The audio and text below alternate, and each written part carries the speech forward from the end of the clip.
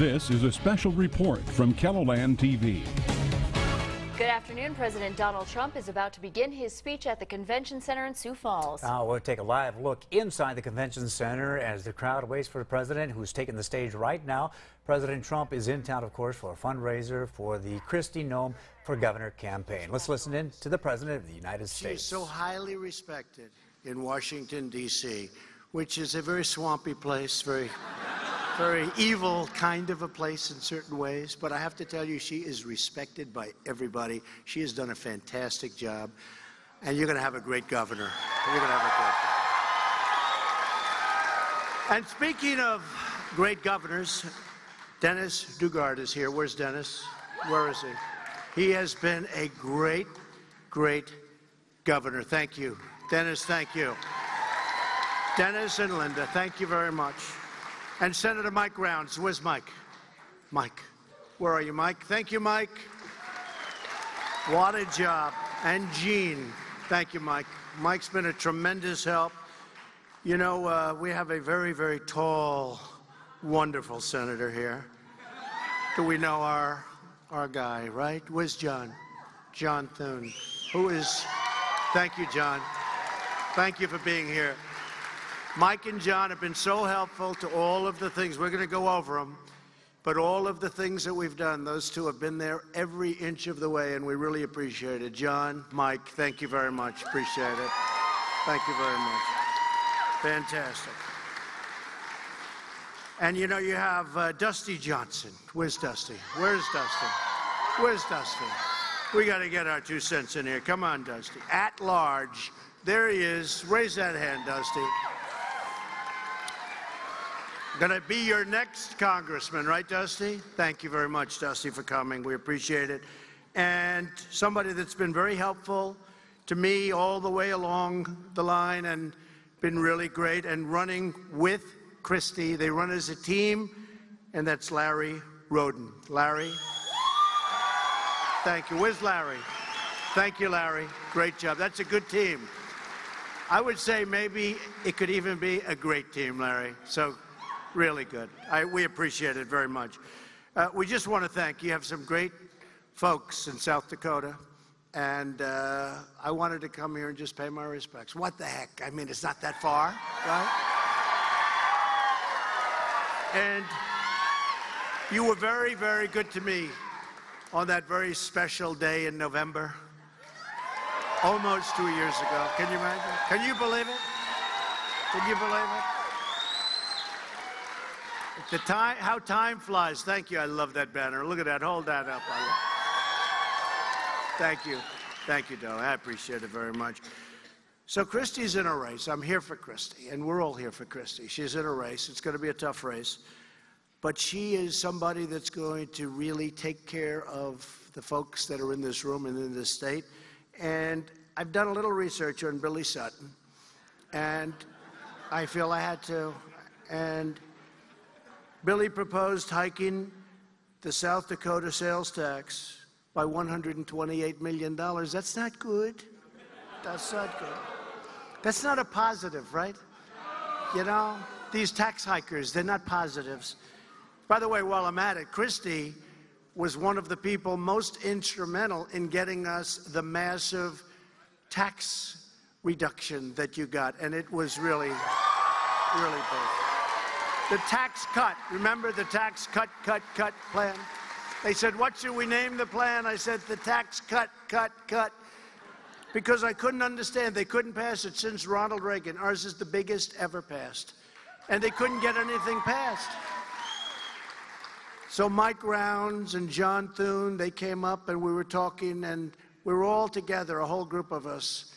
And I said, I don't understand how you can't pass tax cuts. Could somebody explain? And then I looked at bills, and everything was the reform, tax reform. I said, but reform could mean tax increases, right? I said, no wonder you couldn't get anything passed. Nobody knew what was going on. And they said, what would you like it to be? I'd say, the tax cut bill of. And they didn't like that. They thought that was a little hokey. So we didn't. But we call it the Tax Cut and Reform, or the Tax Cut and Jobs, and it worked out quite well. We got it done. But I will say this, I don't think we got a Democrat to vote for it. We got nobody to vote for it. And it's one of the things that's making our country tick. That regulation cutting.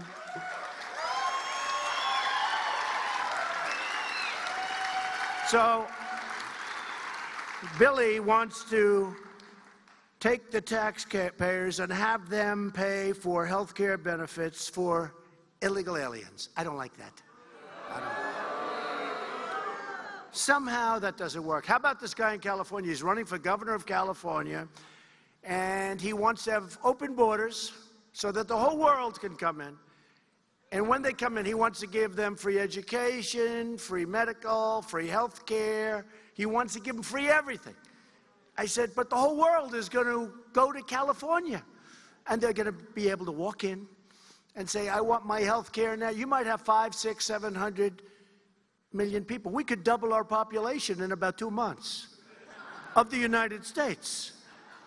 They'll say, we just went from 350 million people to 700 million people, and it all took place over a period of 3 months. And they all live in California, and what a mess. What a mess. I don't get it. Yeah, oh, we're building the wall. We're building the wall. Not only building it, we've already started it. We've started the wall. $1.6 billion last year, $1.6 billion this year. We're moving it rapidly in San Diego and other parts of the country. We're picking the locations that are worse. Oh, by the way, it works so easily. It works.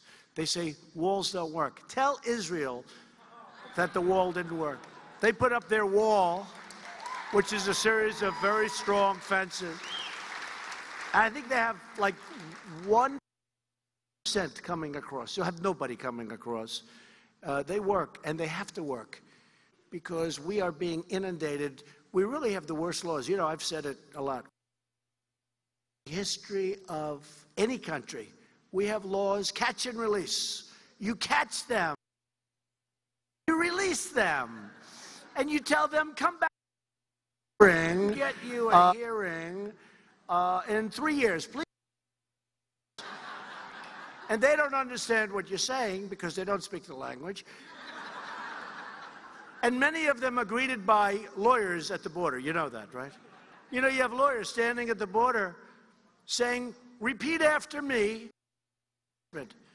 I've been abused. I need safety. It is for my personal health. Oh, okay. Congratulations. You've just become a citizen of the United States of America. I have to tell you, folks, this country, what they're doing is crazy what's happening. It's crazy. It's not rational. I think they're so, and I say it, they're so incensed and so wild over the fact that we easily won an election that they were expected to win, that they're no longer rational. No. They're no longer rational. They become lunatics.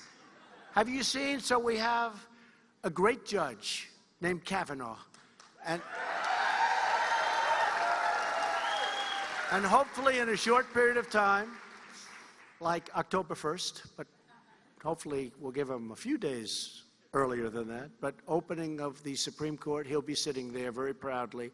But he's a great gentleman. He's a great scholar, great mind, great intellect, and a nice person. And the screaming and the shouting and the system itself is horrible. Now, they're all running for president. I hope. We dream about them. We dream about them. No, but the nastiness. You heard the statements and the shouting. You heard all of the different statements. Did somebody say Spartacus? Did you look at our beautiful movie Spartacus with Douglas, right? Kirk Douglas. He's not Kirk Douglas. Right? That is not. Now, Kirk Douglas I could be worried about. That was Kirk Douglas at a very good point in his life, and they showed him, and then they showed Cory Booker. And I said, that's not Kirk Douglas. But no, what's happened has been crazy when you look at it. And it's bad for our country. There's no reason for it. But they really have they've gone totally over the edge. And you can't do the things they want to do. It doesn't work. It doesn't work for them. I was with a young aide today. We were all together in a big room. And I said, you know, I want to ask just one simple question. I could ask it of Mike and John. I could ask this question. I've been asking this question for a long time. We've got a country that's doing unbelievably well. It's the greatest economy in the history of our country.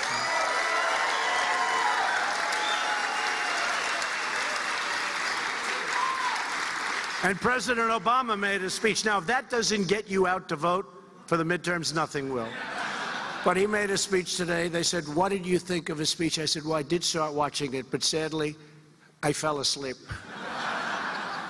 That seems to be the quote of the day, by the way, which I sort of figured. But I said, we have the greatest economy in our history. We have the greatest job numbers just about in our history. You look at African American, you look at any statistic you look at. In fact, the one I'm doing the worst with is women, because they're only the best in 65 years. Can you imagine that? Women, and within 2 weeks, I think you'll be historic numbers also. But unemployment is the lowest it's been for many, many decades. And our military is soon going to be stronger than it's ever been. It was depleted. I'm telling you, our military was a mess. We were having fighter jets and planes where the father was a pilot, he had retired, and the son was flying the same plane. And they were buying parts from, bringing them in from the desert, you know, where they park the old planes. And no more, folks. We have the most beautiful planes on order that you've ever seen. You know, we make, which, by the way, this is the only time the jobs are much less important, but we make all of this equipment. We make the greatest military equipment in the world, greatest fighter jets, the greatest planes generally, greatest rockets and missiles. We make the greatest military equipment in the world. We make missiles that can knock missiles out of the air from thousands of miles away. You figure that one, okay? Just figure that one.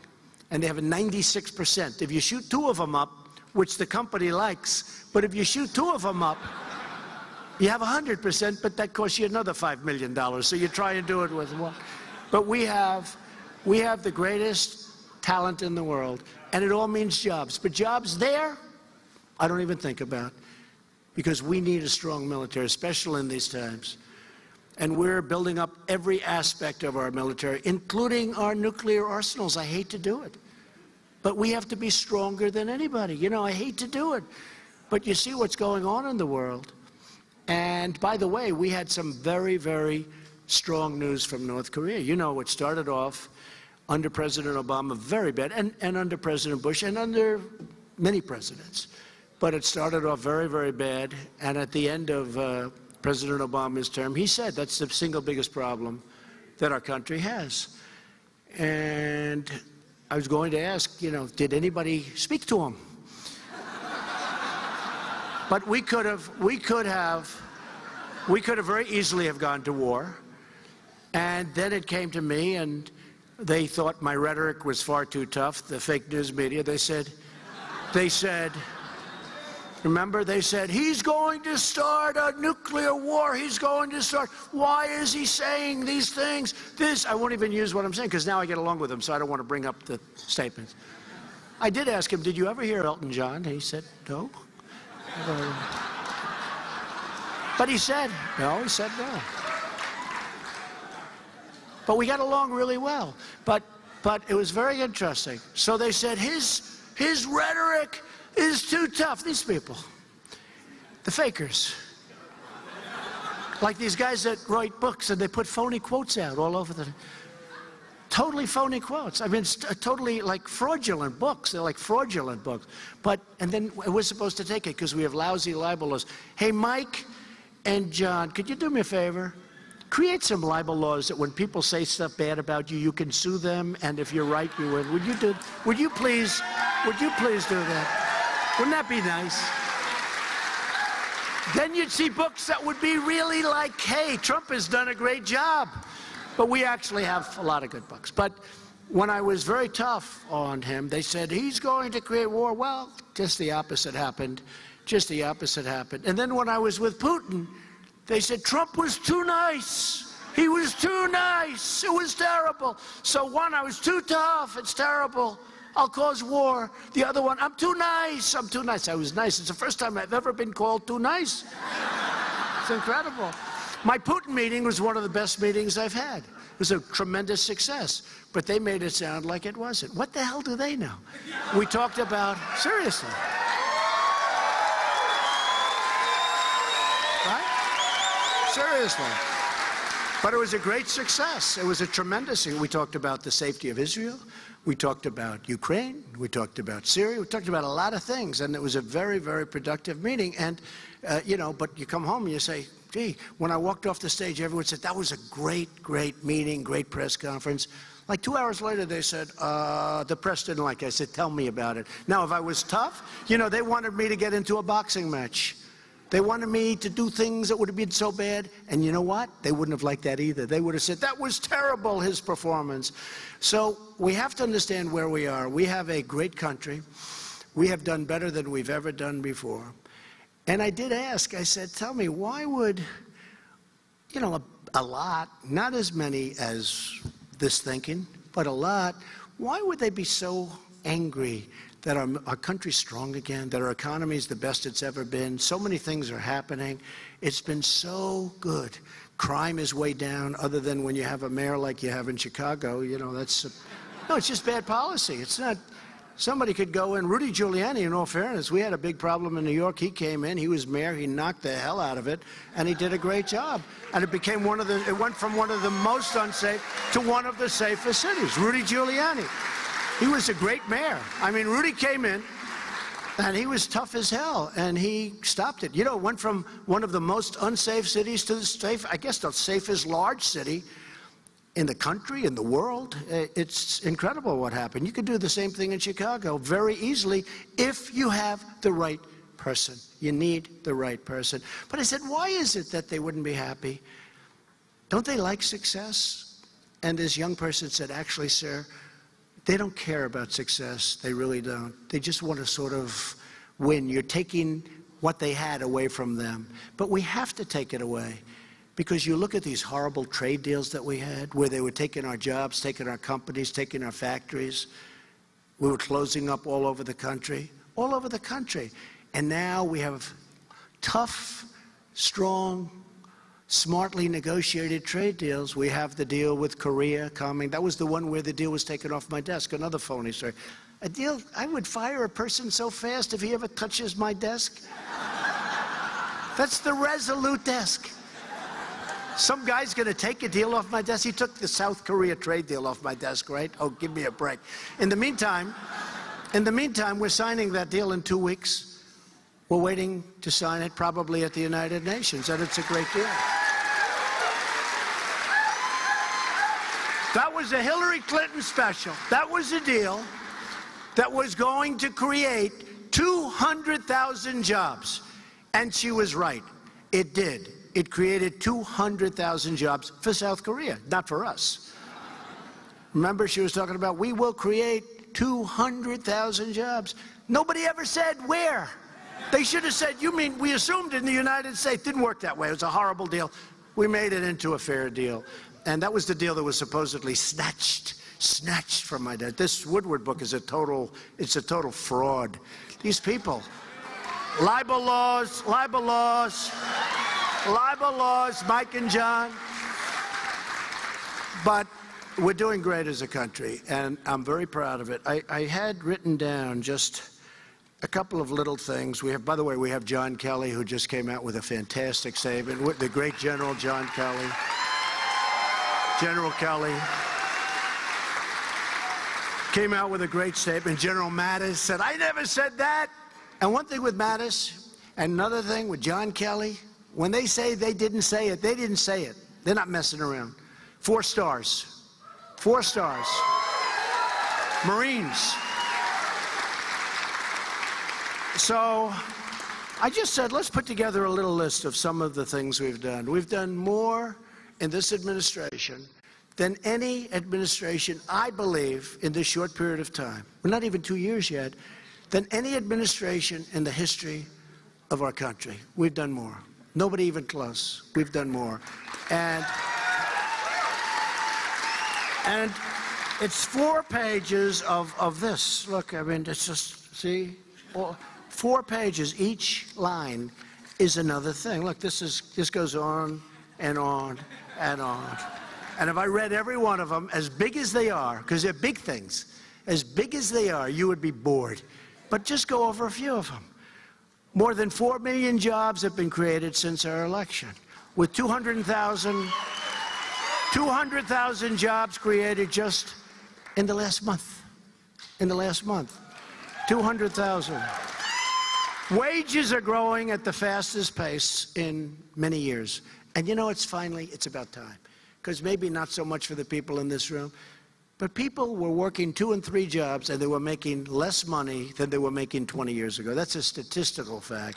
And it's nice to see that wages are finally, first time in many, many years that wages are going up. More Americans are now working than ever recorded in the history of our country. In other words, today, right now, you have more Americans working than have ever worked in the history of our country. That's an amazing statistic. To me, that's like one of the biggies. Jobless claims just fell to their lowest level in nearly 50 years. Now, they don't report these things because they're fake news, you know. Manufacturing jobs are growing at the fastest rate in more than 30 years. Now, President Obama said there's no such thing as a manufacturing job, essentially, anymore. That you're not going to get them back. Do you remember he said that? And I said, oh, we're not going to make things anymore? We're not going to make? Those are the best jobs. Those are like the most important jobs, the best jobs. I have people, strong, tough guys. I was with them the other day in Illinois. I was with U.S. Steel. They're opening up 8 plants. 8. The steel industry, Nucor is opening up. Nucor is up in place, and I've seen it. Nucor is opening up, I think, 2 or 3, and big ones, big, new, brand new. One's going to cost almost $1 billion. One's going to cost $750 million because they were dumping steel to destroy our steel industry, and then they were going to charge us twice. As soon as they got us off steel, then they were going to sell it to us, and they were going to charge us twice and 3 times. And we would have had no choice. We can't lose our steel industry. We can't lose our aluminum industry. And frankly, you can lose certain industries, but we can't lose steel. We can't lose aluminum. From a national defense standpoint, we can't.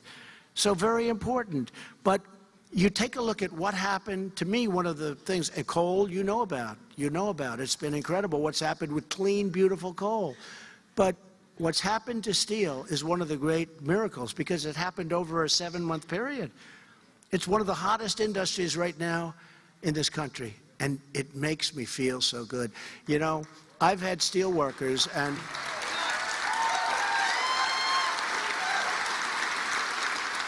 I mean, I had a couple of things happen.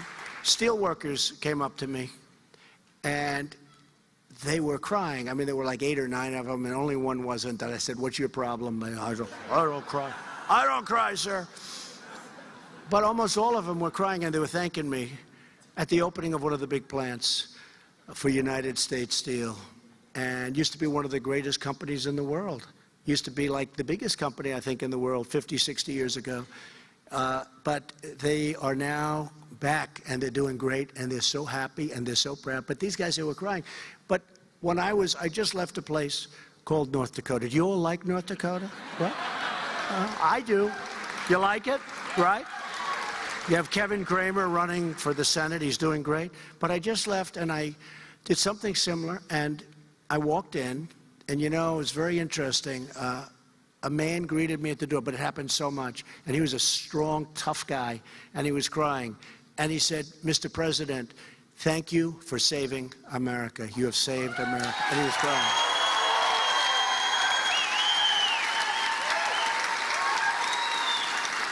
And I'm telling you, that man, he was tough. He hasn't cried. I don't think he even cried when he was a baby. That's how tough. But he was really crying. I mean, he meant it. And I have it right now. We were just shaking hands with some of the people from your area right here. And they were, so many of them say, thank you for saving America. We're saving America. We were on a path that was going to be, we were on a really bad path. And those two men have helped us a lot. I want to tell you, they're Mike and John. They have helped us. I can't even tell you. I can't even tell you. But they've helped us a lot. Another thing, new unemployment claims.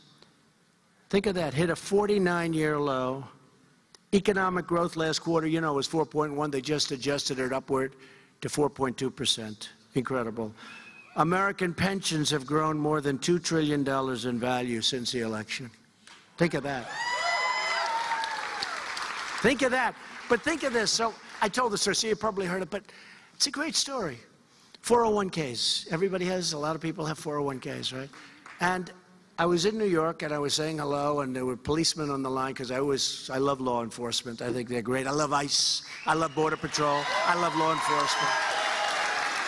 And this big, good-looking cop, he was standing in line, and would take a pay. He said, sir, I'd like to thank you. My 401k is up, I think he said 49%, some ridiculous number. And my wife always thought I was really bad financially. She'd laugh at me. She basically, sir, thought I was stupid. And I'm up 49%, and now she thinks I'm a financial genius, sir.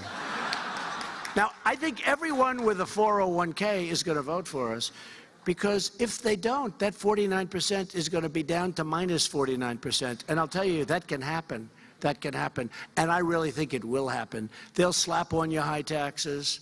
You know, we're paying for all this through growth. The growth is so enormous. It all gets paid for by growth. Everybody wants a piece of our country. We're doing better. Every time, practically every time a foreign leader comes in to see me, whether it's Abe of Japan, whether it's Modi of India, I've become friends with all of them. You know, some of them are tough relationships because they've really been taking advantage of our country for many, many decades. But I'm friendly. They respect me. I respect them. They're respecting our country again. Our country is no longer being laughed at, folks. Our country is respected again. Our country is respected again. And every one of them, they come in, and usually the first thing they say is, congratulations on the job you've done with your economy. It's incredible what's happening in the United States. A lot of them say we're trying to copy many of the things that you've been doing, having to do with regulation and taxes and many other things we've been doing. But they're all saying congratulations, and people are pouring in. Investors are coming in.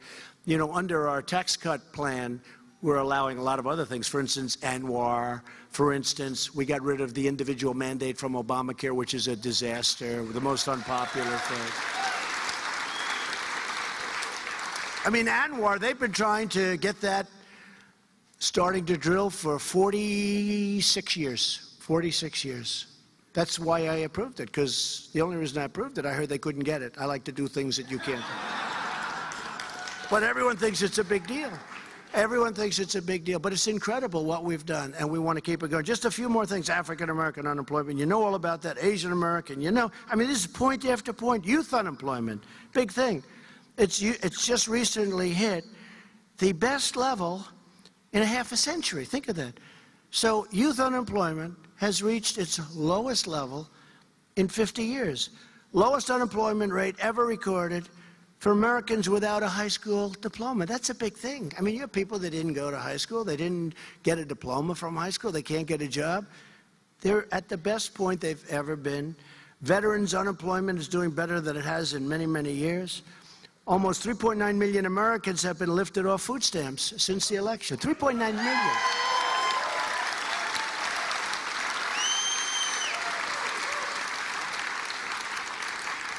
Medicare will be $700 billion stronger over the next decade thanks to our growth.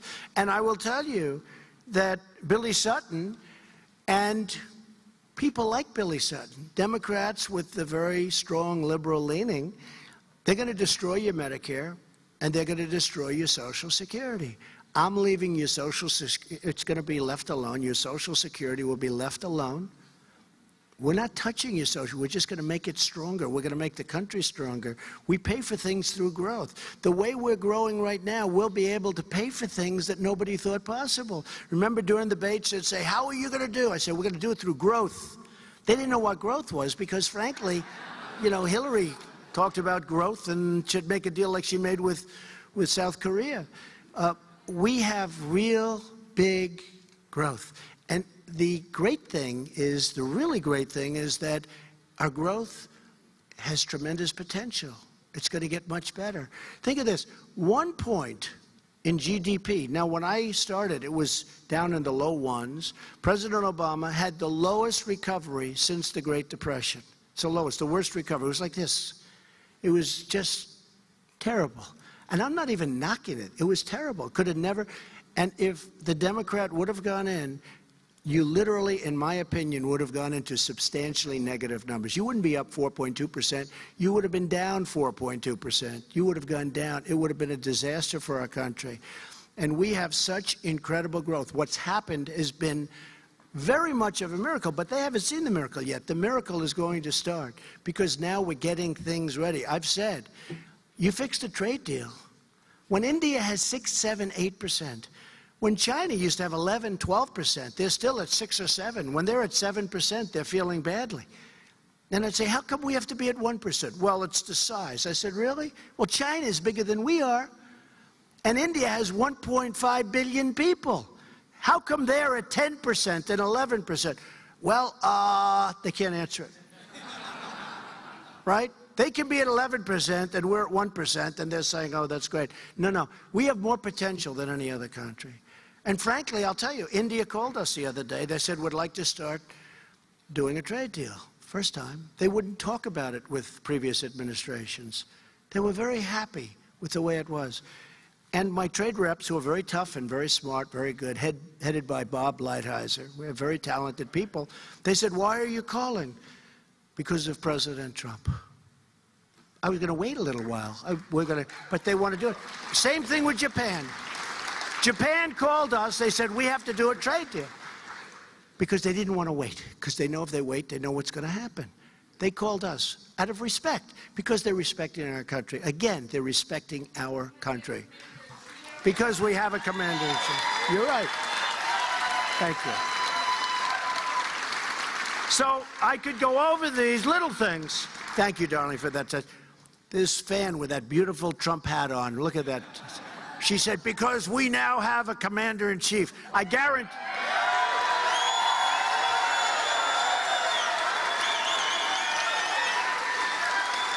guarantee you, she voted for Trump, and he voted for Trump. I think everybody here voted for Trump.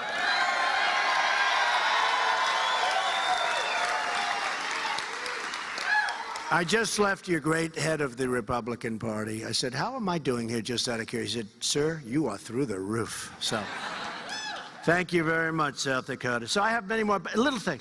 The Olympics. Obama wouldn't talk to him. They called me from the Olympic Committee. Would you talk to the Olympic Committee? Because they're not going to come here. They're coming here. And in 2028, they're coming here. They said, would you? We got the Olympics. They said, would you speak to him? Why isn't the president? Because this was when I was president-elect. Why isn't he speaking to them? Well, he's not doing it. I said, I'll do it. I spoke to the head of the Olympic Committee, really nice guy. I couldn't get him off the phone. You know why? They were so starved for love. I couldn't get him off the phone. Nice guy. He was a nice guy. Nice guy. He came from a beautiful place near the mountains in Europe. Europe's changing a little bit, folks. They're making a lot of bad decisions in Europe. A lot of bad decisions have been made in Europe, and I hate to see it. I hate to see what's happening. I helped get the big bid for the World Cup soccer. My son's very happy. Barron, he loves soccer. You know, with all I have done between tax cuts and regulation and military, Barron's more impressed that I got the World Cup. It's true. So I could go over these just one after another, but we are doing great as a country. I have to just end by saying this. Look, Christie is a very special person. She's extraordinary. I dealt with her. She's tough. She's strong. She's nice. Sometimes she's not so nice. But that's only when it's important for her constituents. She fought for you so hard, and I saw it. And when I heard she was running for governor, I really said, wow, that's a great, what a match. That's a great person. She wins, they're going to have somebody that's very special. So that's why I'm here. Came a long way, but it's very important to be here, because when you have people that are dedicated like Christie, when you have people that care so much about what they're doing, I think I have an obligation, even to the country. I know it's a governor's race, and I can't do it for the governors because I'm trying to get our senators in. I'm trying to get our Congress people in. Very important, because we don't want to go back to the Obama strangulation of regulations and high taxes. No, we don't want to do it.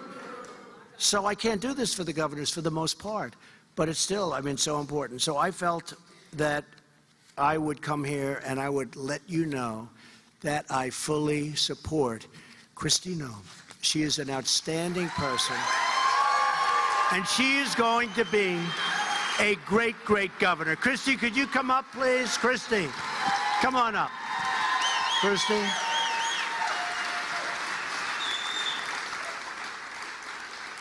Thank you, Kristi. All right, you have been watching history being made as the President of the United States makes a stop in Sioux Falls, South Dakota, for the very first time since becoming elected as president. That's right. He talked about a lot of different topics during his speech.